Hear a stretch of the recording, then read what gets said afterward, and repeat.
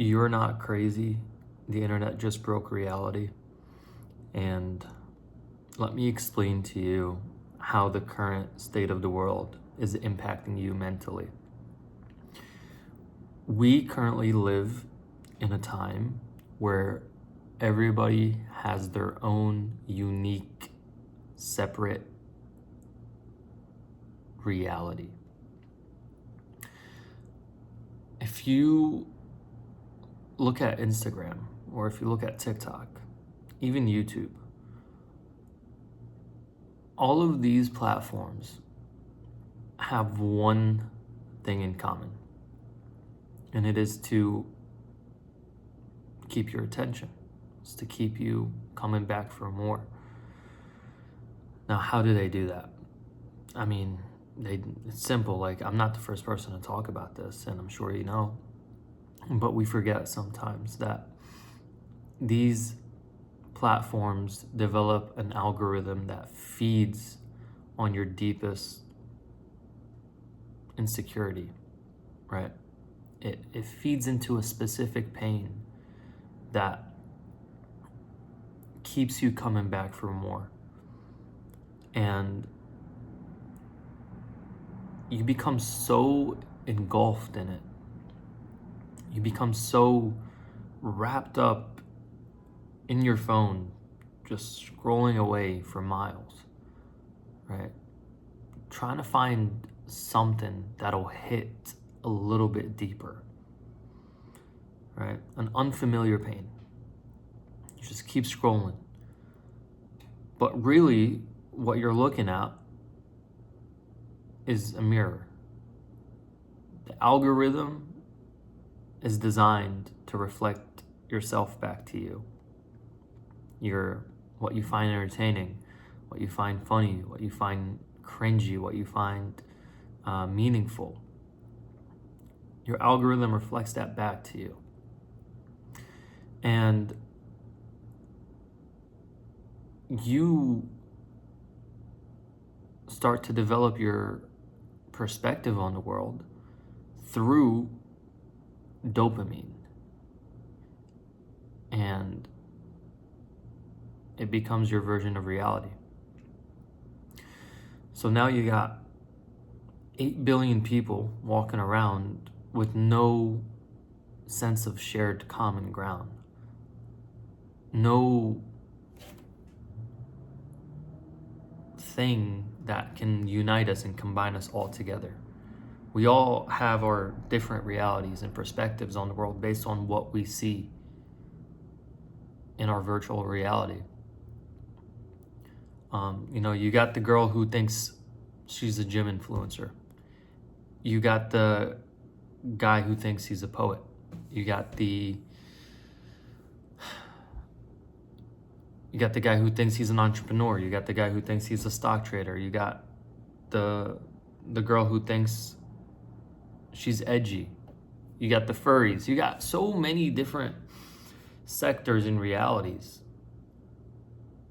And everybody is just walking around absolutely delusional, thinking that this is what the world is supposed to look like because they've crafted it in their own mind.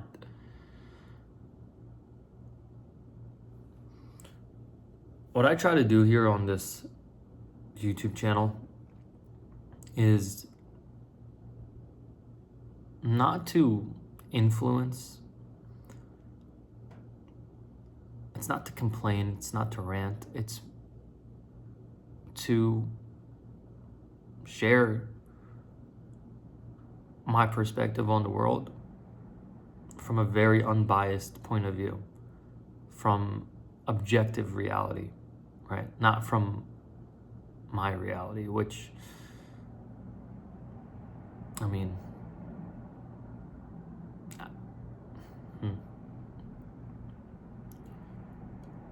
I guess, yes, you can say that because it is me that is speaking. So, but the way that I try to speak on these is I recognize the outside perspective of it, the bird's eye view of what's going on. Like, I am not so submersed into my own reality that I don't see around me. What I try to do is take myself outside of it and then look at my reality and everybody else's reality. I try to instill a sense of peace, calm, tranquility, stillness in these bits, because everything nowadays is just so fast-paced. And I try to make these videos to let you know that it's okay to slow down every once in a while. One of my favorite quotes is, you can't see through the water if it's murky. You can only see when it's calm and still. And I believe that it applies to our own minds as well. When your mind is anxious and turbulent with thoughts and overthinking and anxiety and fear and doubt and insecurity, you can't see down to who you are. But once you quiet the noise, once you accept your insecurities, once you let go of the doubts, once you become calm and still, you can see yourself clearly. And it's not something that most people want to do because they're not ready to face their demons. And really, your biggest enemy is yourself. It sabotages you. It picks the easiest way out. It doubts you. It keeps you safe in comfortability. And you have to confront him. You have to confront her. And you have to look at that part of yourself and tell it, you don't get to dictate my life anymore.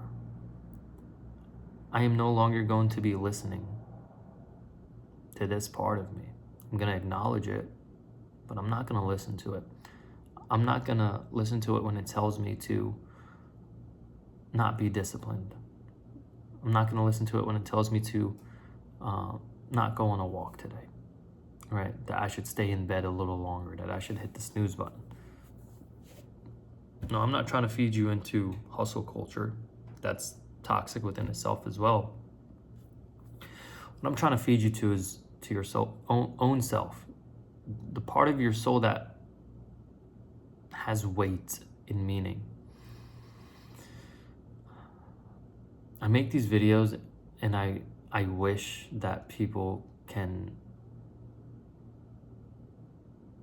just get a taste of what stillness is, what peace is.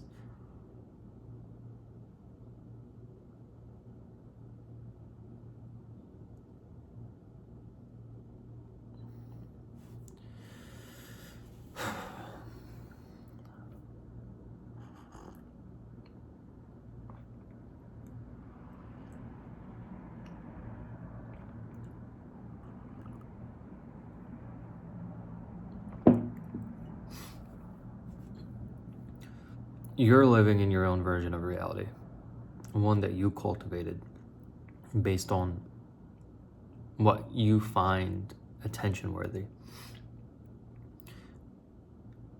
And I'm here to tell you that everybody else is doing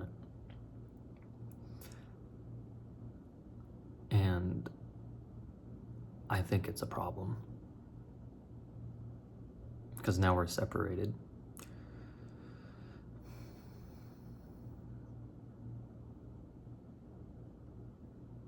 Why do you think we get happy when you're sitting next to somebody and they're scrolling on their phone and a video pops up on their For You page and it's the same video that showed up for you a couple minutes ago? You get happy because now you feel like you guys share a similar sense of reality. Oh, this person thinks like me. All right. We long for connection. We crave it deeply. Yet we're not connected to people, we're connected to an algorithm.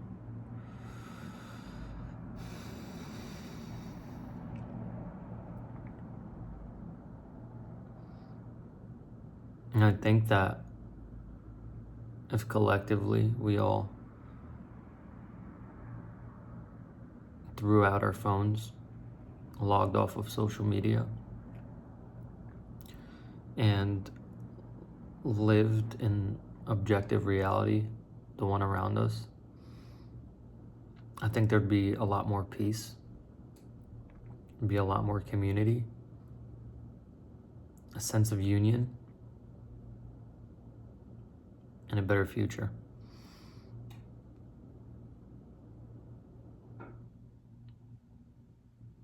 But you can't control what others do, you can only control yourself.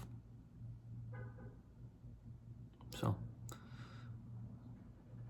you're not crazy. The internet just broke reality.